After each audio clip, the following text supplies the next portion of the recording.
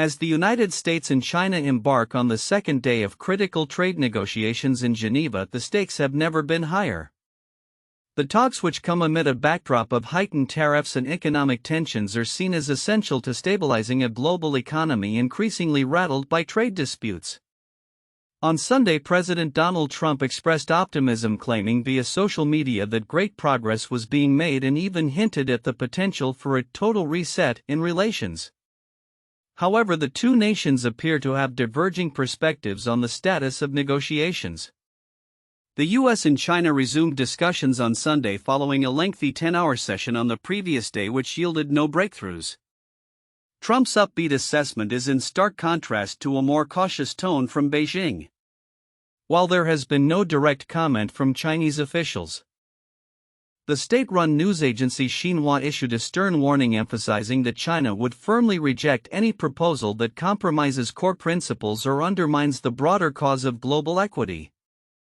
This statement underscores the complexities and challenges facing negotiators as both sides aim to protect their national interests. The backdrop of these negotiations is a series of aggressive tariffs that have strained bilateral trade relations.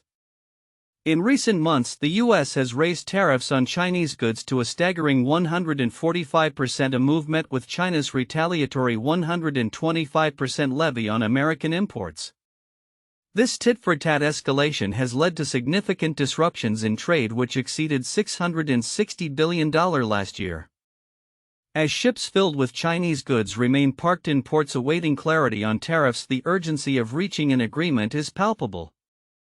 Despite the ominous signs, there are glimmers of hope for de-escalation. Trump's suggestion on Friday that the U.S. might consider lowering tariffs was received with cautious optimism. 80% tariff seems right. Up to Scott, he wrote, referring to Treasury Secretary Scott Bessent, who is leading the negotiations. Experts believe that even a minor reduction in tariffs, particularly if executed simultaneously by both countries, could restore some level of confidence among market players. Jake Werner, director of the East Asia program at the Quincy Institute for Responsible Statecraft, remarked on the importance of these talks, noting negotiations to begin de-escalating the growing U.S. China trade war are badly needed, and it's a positive sign that both sides were able to gracefully move beyond their bickering over who had to call first. His comments reflect a broader sentiment that while the path to resolution remains fraught with challenges, the very act of negotiation is a step in the right direction. The issues at stake are not merely economic, they also encompass broader geopolitical considerations. The trade war has been a significant point of contention for the Trump administration, particularly concerning China's trade surplus, which hit a record $263 billion last year.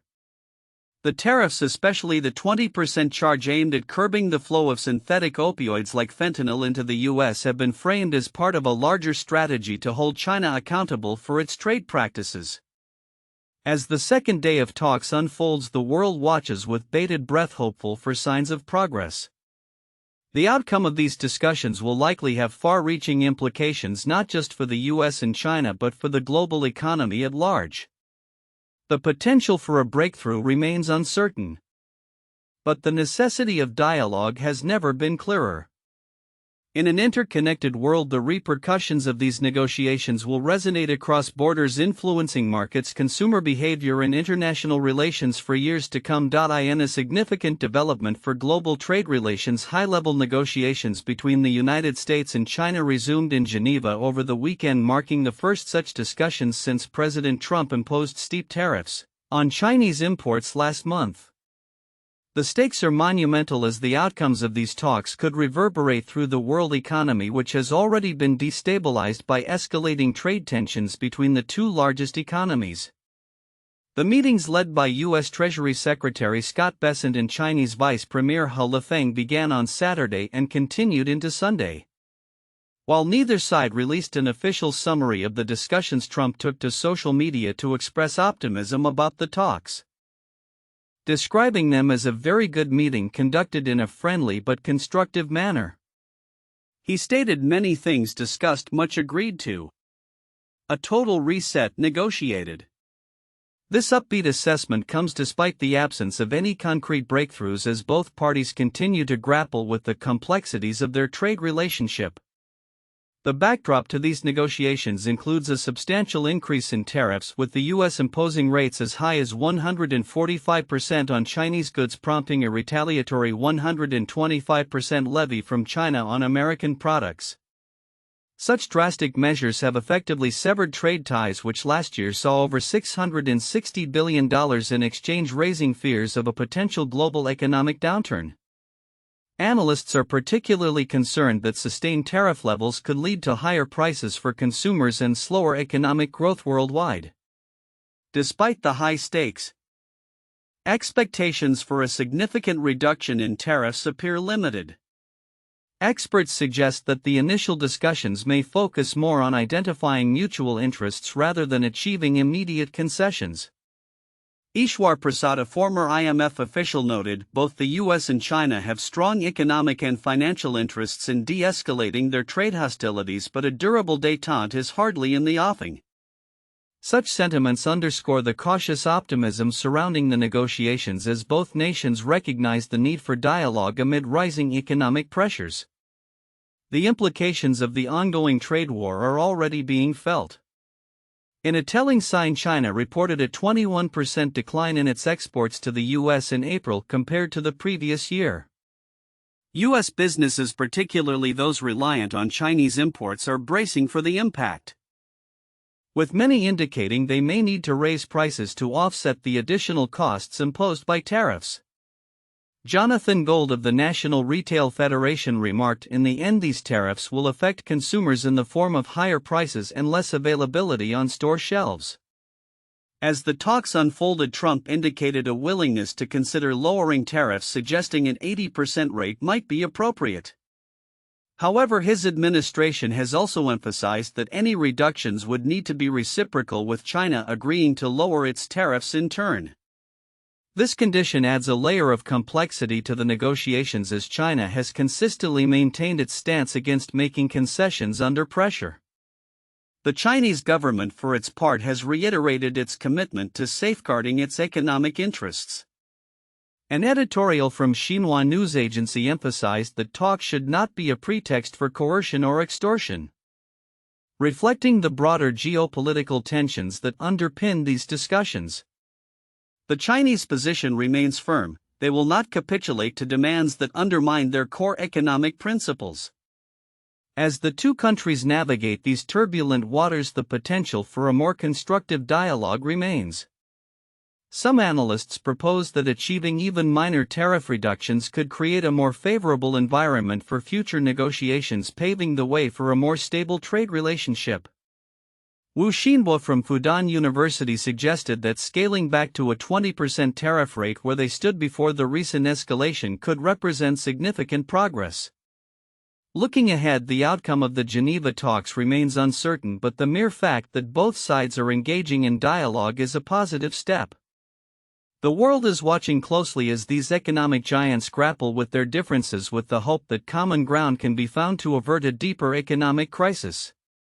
The stakes are high, and the implications of these negotiations will likely shape international trade dynamics for years to come. Amid rising tensions in the ongoing U.S. China trade war, the recent imposition of export curbs on rare earth elements by China has sent ripples of concern through American defense industries.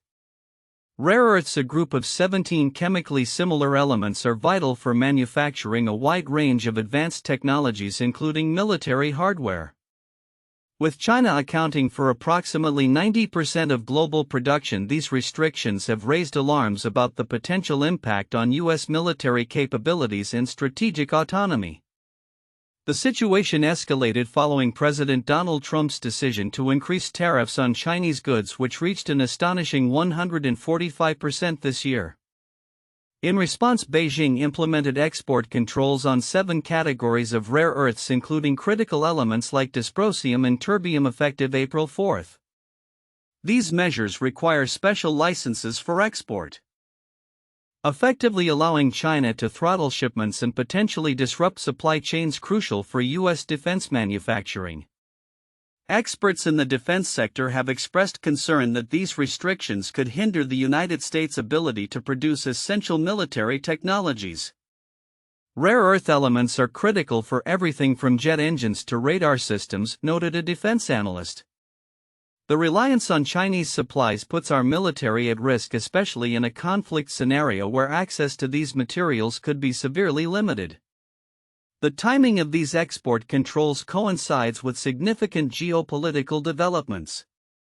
As conversations between the U.S. and China are set to resume, President Trump has labeled the upcoming talks a total reset, emphasizing the need for constructive dialogue.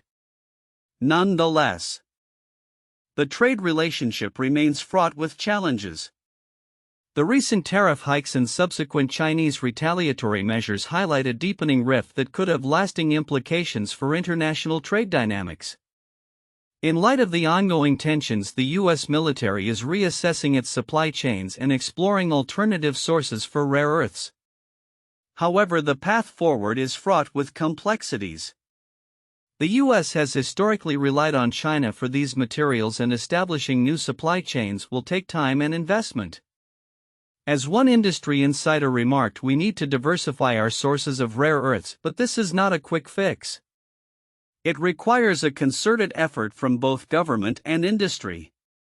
Beyond the immediate concerns regarding rare earths, the broader implications of the U.S. China trade war are underscored by a recent report from the U.S. Army. The document outlines China's military strategy, which is increasingly characterized by a sophisticated blend of economic, technological, and military capabilities aimed at countering U.S. influence in the Indo-Pacific.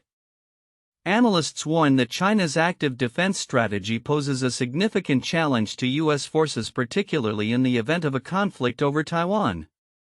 As the situation evolves, the U.S. must navigate the dual challenge of mitigating dependence on Chinese exports while enhancing its military readiness in an increasingly competitive global landscape. The coming months will be critical for determining how effectively the U.S. can adapt to these challenges and secure its technological and military interests in the face of shifting geopolitical dynamics.